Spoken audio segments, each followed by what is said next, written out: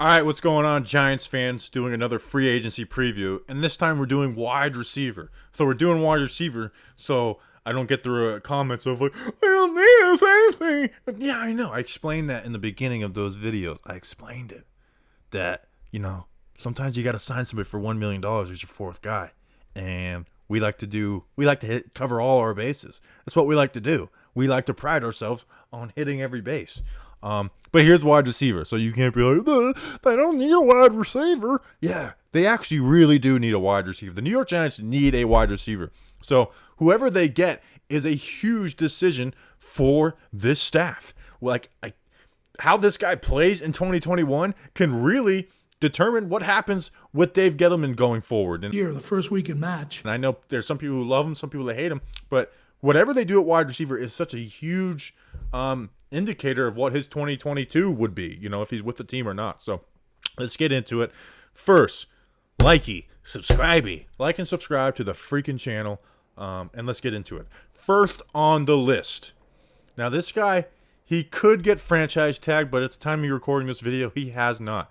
And he would be my number one target for the New York Giants.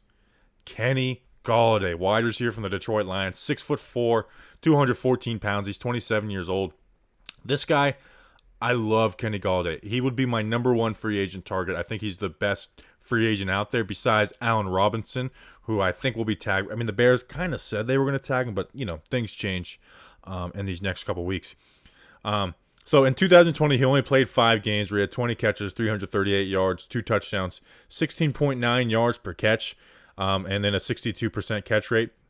In 2019, where he played the 16 games, he had 65 catches, 1190 yards, 1,190 yards, 11 touchdowns, and 18 yards per catch over a 16-game season. And getting that volume of targets on a 56% catch rate is unreal.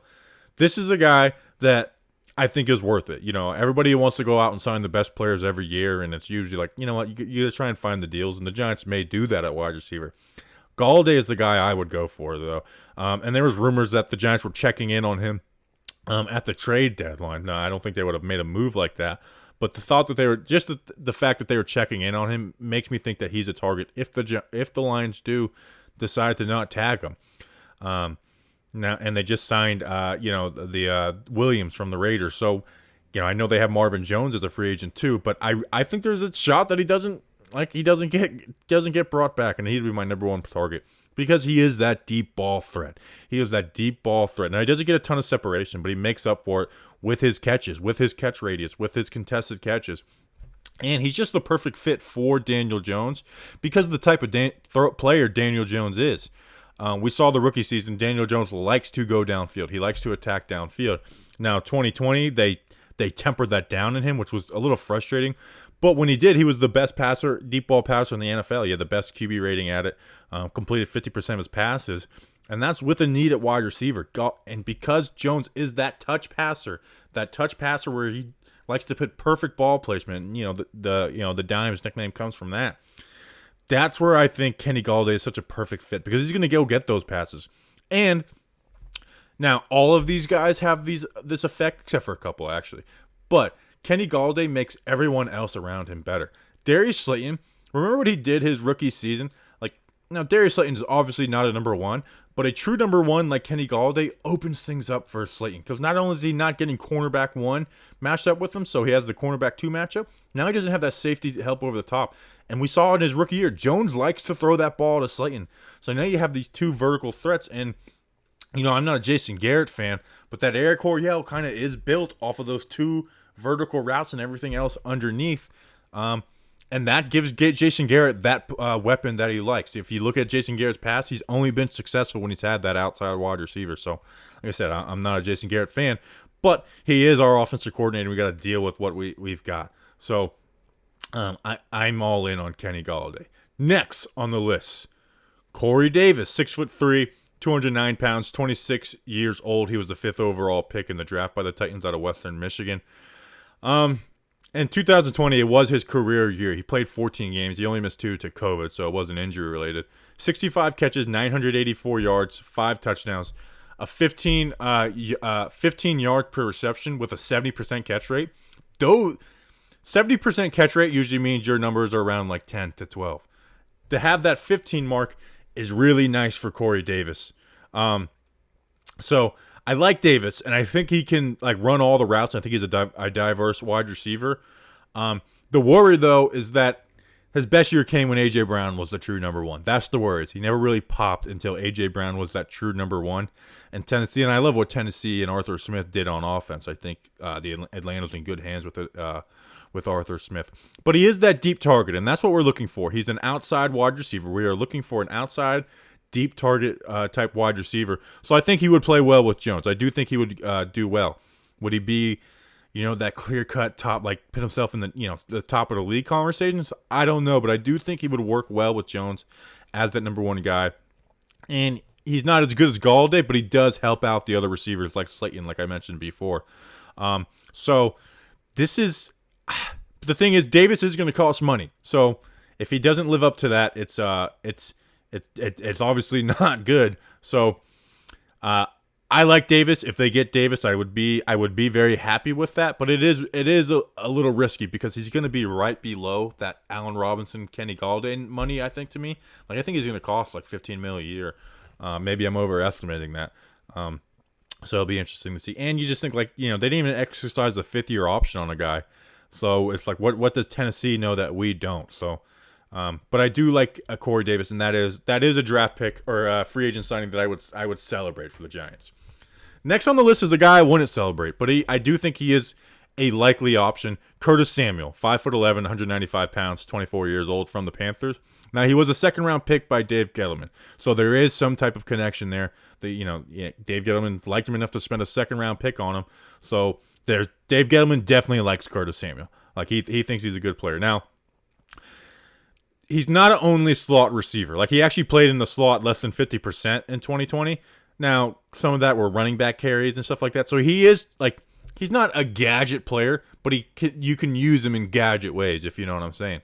But even though he played less than 50% of his snaps in the slot, 54 of his 77 catches came from the slot. So his damage as a receiver came from the slot position, and I see him as I see him as a guy that's going to line up in the slot. Like I said, he can move him around, do different things with him. He's a weapon you can use, but I just don't know if it's a good fit with the Giants. Now he had a good 2020, 77 catches, 850 yards, 3 touchdowns, 80% catch rate, and he also had 41 carries for 200 yards and 2 touchdowns. But that doesn't even that's 4.9 yards per carry. That's good, but those numbers don't blow. Like if our running back averages 4.9 yards per carry, you're not blown away. It's a good number, but it's not like this guy is just big play machine. It was boom or bust in the run game, and most of the time it was bust. And he was with Joe Brady, who everyone thinks is one of the best play designers in the NFL. So it's like, are we gonna get that with the Giants? And now, the Sterling Shepard is only a slot receiver stuff is not true. It's been debunked. You look at his numbers; they are much better on the outside. And the Giants' best offensive games came with Sterling Shepard on the outside. But I do think Curtis Samuel is a very similar player to Shepard, and I don't think they would benefit each other. I think the Giants need that outside receiver. Not because Shep can't play it out there, but just because he's not going to be dominant at that spot, and then you put Shep in the slot. So I wouldn't be a fan of Curtis Samuel. Not to say he wouldn't be a good player for the Giants. I just think it's a little redundant with Shepard because I think they're very similar players. And I think Samuel's better than Shep, but let's look at these per game numbers in 2020, which was a career year for Curtis Samuel. 5.1 catches per game. Sterling Shepard, 5.5. 56.7 yards per game for Curtis Samuel. Sterling Shepard, 54.7. And then Shepard had a higher touchdown rate. And then the catch rate for Curtis Samuel was 79.4%. Shep was 73%. But Shep's with Daniel Jones was at that 79% rate, but I don't want to use that because there was a P.J. Walker game with Curtis Samuel. So, it's fair because they both had to play with some backup QB play. So I just think it's not as much of an upgrade as Corey Davis or Kenny Galladay would be. And I think it's going to cost too much money to not be that good of an upgrade. So listen, you can use Curtis Samuel. You can, use him in all types of different ways. It's a signing I wouldn't like. I wouldn't cry about it. I wouldn't whine about it, but it's a signing that I wouldn't like for the New York Giants. Next on this list is a guy that nobody's talking about, and maybe it's because of his his history. Nelson Agholor. Nelson Agholor had a really good year for the LA Raiders, not Oakland. 6 foot, 198 pounds, 27 years old. We all know he was a first round pick for the Eagles. He was a big play machine for the Raiders. I mean, he had 18.7 yards per catch, and it wasn't that like, he had 19 catches, and they were the ones that he caught were big plays. He had 48 catches, 900 yards, and 8 touchdowns. I mean, he was a big play, and with a quarterback in Derek Carr who's not really trying to stretch the field a ton, where, the critique of him is he doesn't go downfield enough. He was a big play, just burning dudes. And so, is he going to be that number one wide receiver type guy? No, but you know what he is going to do? Garner attention over the top. And if you don't give him attention over the top, he's going to burn your ass. I mean, you're seeing the highlights right now. He was a burner. So, and I don't think he's going to cost a ton of money either. So, the Giants need big plays, okay? They don't need to sustain 18 plays drives. That doesn't work consistently in the NFL. What they need and lack is big plays, and Nelson Agholor could be that, and you could get him on a pretty decent deal. That being said, the Philly guy who caught the kids out of the burning building and said, I was just catching these kids, unlike Nelson Agholor, all-time news drop, all-time news clip of all time. So I do think it's like the Philly stink on him that is keeping people from liking, because he wasn't good for Philly. So I get that part too. It's like, well, this guy wasn't good before. What are we going to get out of him now? Next on the list and last on the list, and I basically got bullied into this one by one of our most loyal listeners, and Tim Coffey. And speaking of Tim's, it's Tim Patrick, Broncos wide receiver. 6'4", 212 pounds, 27 years old. Now, he is a restricted free agent. Now, the tender for him, I don't know exactly how it works. I've tried looking it up. I can't find the exact option. So if the Giants do make it, or the Broncos do, give him an offer sheet, and the Giants have to give up a draft pick for him, then I would be out. I'm not giving up a draft pick for him unless it's, a 6th round pick. But if it's like a 1st or 2nd round pick, I'm not giving that up for Tim Patrick. But there's a good chance they do move on for him, because that wide receiver room is a little bit crowded in Denver. You got Jerry Jeudy. They drafted Ken Hamler. Cortland Sutton's coming back from injury. So it is a little bit crowded. And like I said, I mentioned the size. He's 6'4". And Daniel Jones, like I said, is that touch thrower. He is that touch thrower. And Patrick is a guy who you can target downfield, and that's what the Giants need. He averaged 15 yards per catch in 2020 at 51 catches, 742 yards, 6 touchdowns. So, I mean, that's a good rate, everything. Yeah, 64% catch rate. That's a good rate for a guy that gets targeted downfield. So, now Patrick isn't like the we need to go get Tim Patrick, unless you're Tim Coffey. He says that.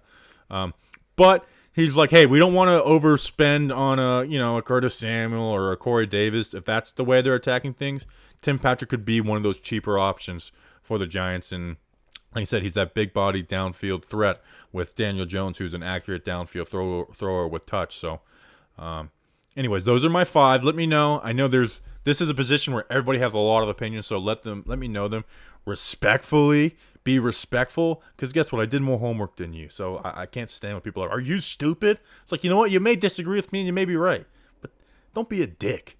And now that I say that, you probably are going to be. So appreciate you guys. I do appreciate you guys. Like, subscribe. We'll be back tomorrow. Don't know what position I'm going to do tomorrow. So appreciate you guys. Like, subscribe. See ya. Let's go Big Blue.